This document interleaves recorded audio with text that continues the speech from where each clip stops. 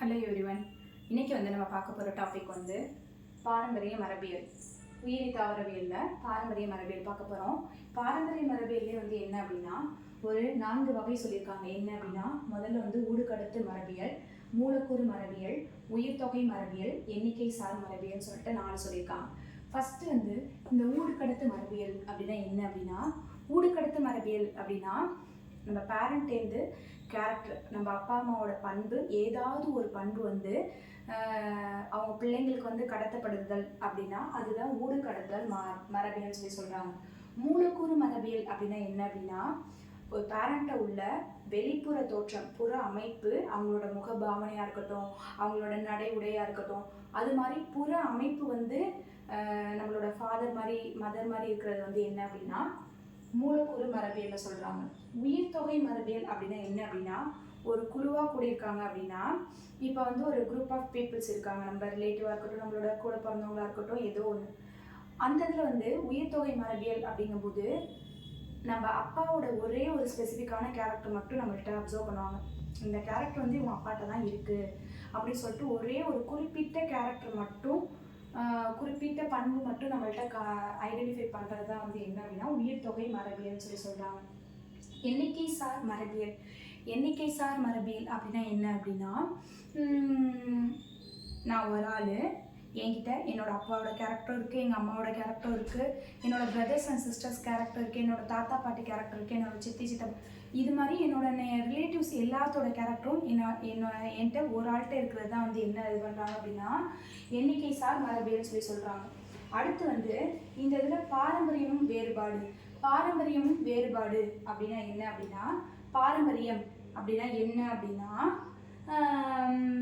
இப்போ நம்ம அப்பா அம்மாட்ட உள்ள கேரக்டர் நம்மள்கிட்ட அப்படியே நம்ம பெற்றோர்கிட்டேருந்து ஒரு கேரக்டர் அப்படியே நம்ம அப்சர்வ் பண்ணிக்கிறது பாரம்பரியம் சொல்லி சொல்கிறாங்க. அது மரபுரியே அடுத்தடுத்து பாரம்பரியமாக நடந்துருக்குது.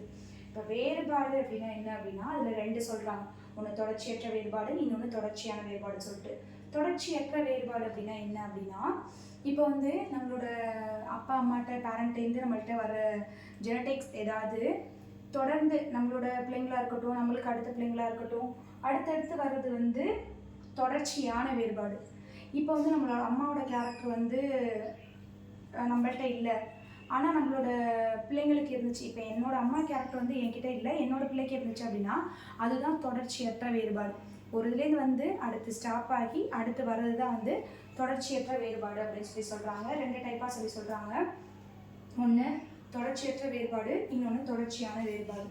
அடுத்து இப்போ ஜெனட்டிக்ஸ், பாரம்பரிய மரபியல். இப்போ மரபியல் அப்படிங்கும்போது என்ன எல்லாருக்கும் என்ன ஞாபகம் வருது? இப்போ மரபியல் ஏதாவது ஒரு குறிப்பிட்ட பண்பை கண்டுபிடிக்கிறதுக்கு ஏதாவது ஒரு சயின்டிஸ்ட் இருந்திருப்பாங்க.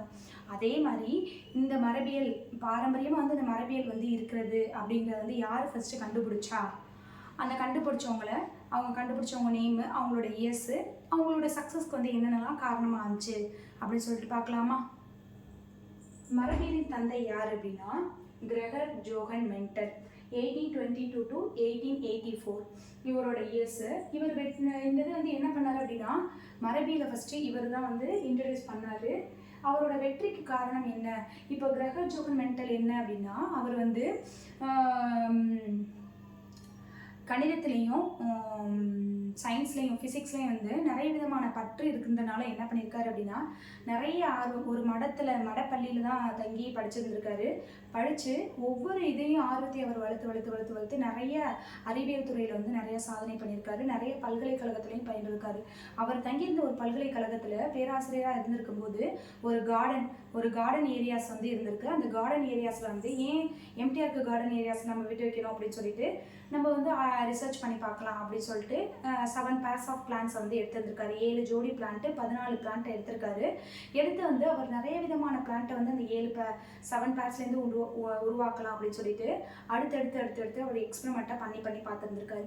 அப்படி பண்ணி பார்த்ததுல தான் 7 pairs ஆஃப் பிளான்ஸில் அவருக்கு எவ்வளோ பிளான்ஸ் கிடச்சிச்சு அப்படின்னா 24,000 பிளான்ஸ் சம்திங்.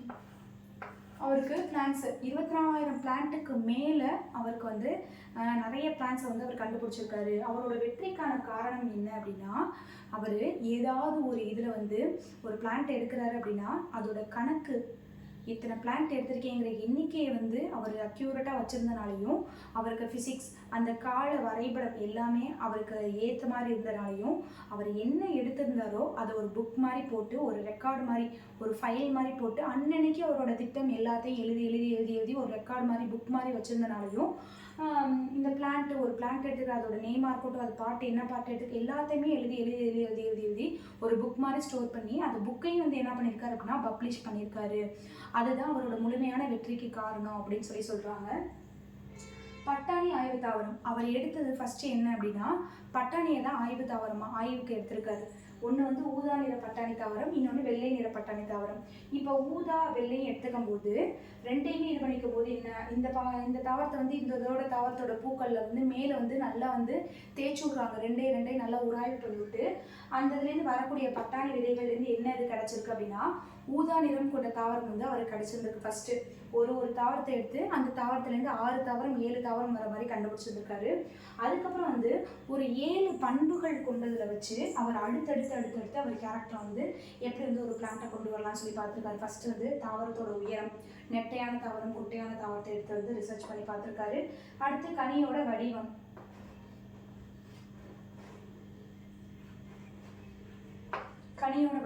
உருண்டையாக இருக்கட்டும் குட்டியாக இருக்கட்டும் நல்லா பட்டியாக இருக்கிற மாதிரி கனியோட வடிவம், விதையோட வடிவம், அடுத்து விதையிலை நிறம், அடுத்து வந்து மலர் அமைவிடம்,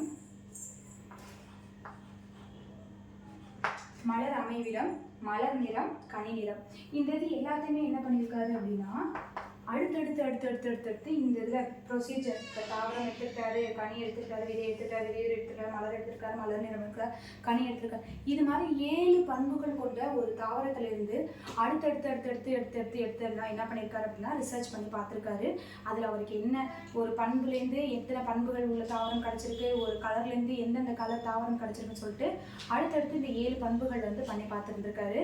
இதுக்கு அடுத்த ப்ராசஸ் வந்து எப்படி வந்து ஒரு பண்பு கலப்பு, இரு பண்பு கலப்பு, பல பண்பு கலப்பு அப்படின்னு சொல்லிட்டு எல்லா விதமான கலப்புலையும் வந்து இவர் வந்து ரிசர்ச் பண்ணி பார்த்துருக்காரு.